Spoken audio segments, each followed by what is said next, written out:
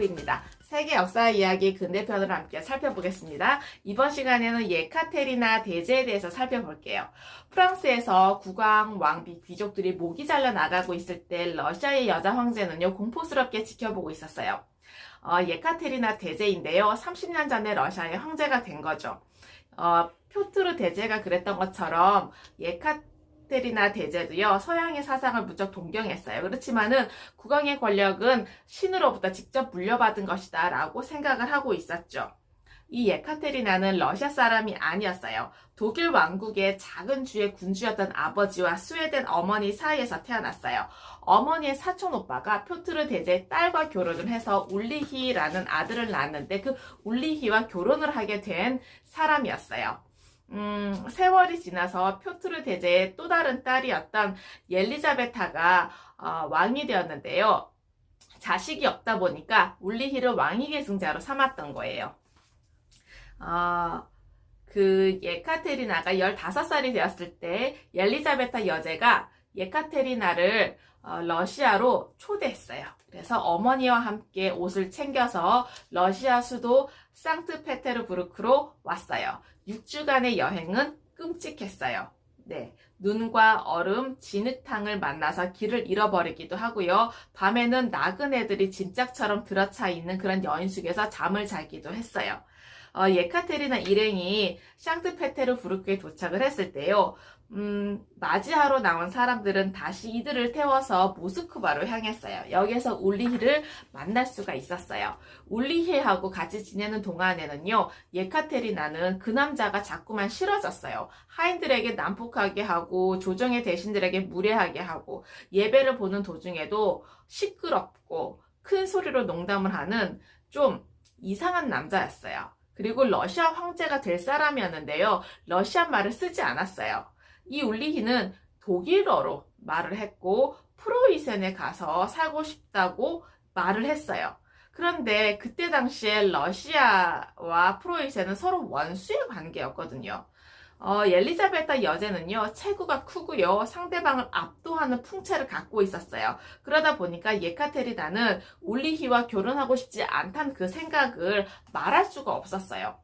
예카테리나는 결혼하지 않겠다고 말할 용기가 나지 않았기 때문에 러시아 정교회 신자로 종교를 바꾸고 울리히와 약혼식을 올렸어요. 예카테리나는요, 독일에서 마르틴 루터파의 교회를 다니고 있었거든요. 예카테리나에게는요, 울리히와 약혼식을 하고 나서 러시아 대여공이라는 칭호가 주어졌어요. 네, 모든 대접이 달라졌어요. 그런데 넉 달 후에 울리히가요, 천연두에 걸렸어요. 아무래도 살아날 가망성이 없을 것 같았는데요, 용케 살아난 거예요. 그런데 퉁퉁 부은 얼굴에 천연두 딱지가 덕지덕지 붙어서 얼굴을 알아보지도 못할 지경이었는데요. 정말 싫었는데요. 결혼식 날짜가 잡혀버린 거예요. 결국에 결혼식을 올렸어요. 여제가 몇 달 동안이나 걸려서 직접 계획한 성대한 결혼식이었어요. 유럽 모든 나라의 대사들이 참석을 한 가운데 벌어진 축하 잔치는요, 몇 시간이 지나도 끝날 줄 몰랐어요. 울리히는 결혼식 후에도 인간성이 달라지지 않았어요. 아내는 거들떠보지도 않았죠. 예카테리나는 무척 외로웠어요. 9년 동안이나 외롭게 지내면서 역사책, 철학책, 군사작전에 관한 책들을 읽고 로마 황제의 삶과 그 통치 기술에 관한 책을 읽었어요. 그때부터 예카테리나는 군 장교들과 친구가 되었어요. 예카테리나가 말을 타고 생트페테르부르크 거리를 지나갈 때에 시민들은요, 그 아름다운 자태에 반해버렸어요. 날이 갈수록 예카테리나의 궁정 생활은 더 힘겹고 외로워졌어요. 울리히는 남들이 보는 앞에서 아내를 모욕을 하고 껄핏하면 먼 데로 귀양 보내버리겠다고 협박까지 했어요. 엘리자베타 여제는요, 예카테리나가 결혼한 지 9년 만에 낳은 아들이 뱃속에서 나오기 무섭게 덥석 뺏어서요, 데려가 버린 거예요. 왜냐하면 장차 황제의 자리를 물려받을 그 손자를 자기 손으로 키우겠다고 했던 거예요. 그래서 손자에게 파벨이라는 이름을 지어주고 자기 방에 요람을 차렸어요. 예카테리나는요, 6주일이 지날 때까지도 아기 얼굴을 보지 못했다고 해요. 예카테리나는요, 분노하긴 했지만 다시 찬찬히 생각해 봤어요. 엘리자베타 여제는 날이 갈수록 늙어 병들어가고 있었고, 울리히는 바보 미치광이라는 사실을 사람들이 다 알고 있었어요. 그리고 예카테리나 자신은 장차 왕이 될 아들을 낳은 사람이거든요. 그리고 스스로 생각해도요, 강하고 총명한 여자였던 거예요. 그런데다가 군인들까지 그녀를 존경했어요. 로마 황제들의 삶과 그들이 백성들을 다스린 기술에 관한 책들을 다시 꺼내 읽으면서 조정 대신들을 만나서 몇 시간이고 이야기를 나누었어요. 아낙네, 평범한 아낙네인 줄만 알았던 예카테리나가요, 알고 봤더니 총명하고 나란 일을 훤히 꿰뚫고 있다는 사실을 사람들이 알게 된 거죠. 늙은 여제가 마지막 숨을 거둘 때까지요, 이렇게 기다리고 기다렸어요. 그러면서 여제가 죽자 울리히가 러시아의 황제인 표트르 3세가 된 거죠. 엘리자베타 여제가 죽었을 때 예카테리나는요, 날마다 성당에 가서 착한 며느리 그리고 충성스러운 신하의 모습을 보여주었어요. 그렇지만은 남편인 새 황제는 눈물 한 방울 흘리지 않았어요. 그런데다가 이 울리히 표트르 3세는요, 러시아 군대의 병사들은 이제 모든 면에서 프로이센 병사와 닮아야 한다라고 선언했어요. 오랫동안 프로이센 군대와 싸웠던 러시아 병사들은요, 프로이센 병사들을 단단히 증오했는데 황제는 상관하지 않았던 모양이에요. 군대 제복까지 프로이센 군대와 비슷한 것으로 바꾸고 행군과 전투마저도 프로이센 군대의 방식으로 가르치려고 했어요. 병사들은요, 분노했어요. 예카테리나가 둘째 아기를 낳았을 무렵에 군대 분위기는요, 기어이 반란을 일으키고 말 지경에 이르렀어요. 군대를 보내서 러시아 정교회가 소유한 땅을 빼앗으려고 했어요. 왜냐하면 돈이 궁했거든요.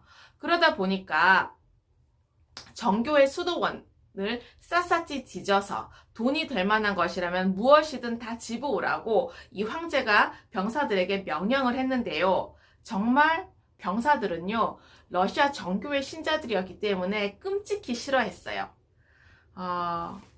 예카테리나가 아기를 낳고 그 지친 몸을 회복해 가고 있을 때요, 러시아 땅에 온 후 처음으로 만천해에 나갔는데 예카테리나를 보고 남편, 그러니까 울리히는요, 이렇게 얘기를 했어요. 바보 모저리, 내가 마음만 먹으면 널 평생 감옥에 썩게 할 거야. 이렇게 모욕을 준 거예요. 황제가 드디어 미쳐버렸나 봐요. 그래서 병사들 사이에도요, 그런 소문들이 쫙 퍼졌어요. 6월 어느 날 아침 예카테리나는요, 일찍 일어나서 옷을 여제처럼 차려입었어요. 이때 표트르 3세는요, 상테페르부르크에 있지 않았어요. 작은 도시에 가 있었는데 군대는 그 도시를 포위를 해서 황제가 꼼짝하지 못하게 해놓은 다음에 예카테리나를 새로운 황제로 선언해 버린 거예요. 네. 그래서 거의 모든 병사들은요, 예카테리나 뒤를 따라서 샹테페테르부르크의 거리를 행진했어요. 새 황제 만세, 새 황제 만세. 예카테리나는 대성당으로 가서 대주교에게도 말을 했어요. 자기에게 신의 축복을 내려지도록 빌어달라고. 대주교는 그 표트르 3세가 저질렀던 그 악행을 다 알고 있었거든요. 그러다 보니까 예카테리나를 위해서 기도를 올리고 새로운 황제로 선언을 한 거죠. 이 소식을 듣고요, 모든 사람들이 기뻐했어요. 자, 그러면 울리히 표트르 3세는요, 이런 글을 적었어요. 황제 자리를 포기하겠다. 이런 글을 적어서 서명한 다음에 예카테리나에게 보냈다고 합니다. 프로이센 사람들한테 러시아를 공격해서 그의 왕자를 다시 찾게 해달라고 애원하지 몰랐기 때문에 울리히는 프로이센으로 가고 싶었지만 갈 수는 없었어요. 그리고 얼마 지나지 않아서 그 쫓겨난 황제 울리히는요, 살해당했던 거예요. 예카테리나는 남편의 죽음에 대해서는요, 단 한마디도 하지 않았어요. 물론 러시아 사람들은 수상하게 여겼겠죠.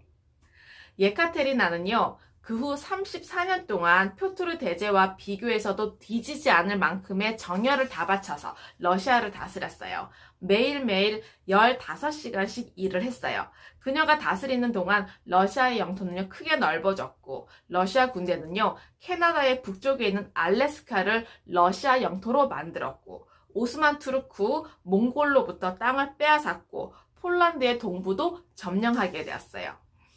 예카테리나도요, 서양의 문물과 사상을 좋아했어요. 특히 자유와 평등에 관한 글을 썼던 프랑스 철학자 볼테르를 특히나 흠모해서 그에게 편지도 여러 차례 썼다고 해요. 캐캐 묵은 법조문들을 다시 써서 백성들이 조금이라도 더 권리를 제대로 누릴 수 있게 해줬어요. 그리고 러시아 최초의 여자대학을 만들었고요. 과학 아카데미 학장을 여자로 임명을 했고요. 곳곳에 새로운 병원을 짓고 서양의 의사들을 초빙해서 병을 고칠 수 있도록 했어요. 그래서 사람들은 그녀를 예카테리나 대제라고 부를 수 있었어요.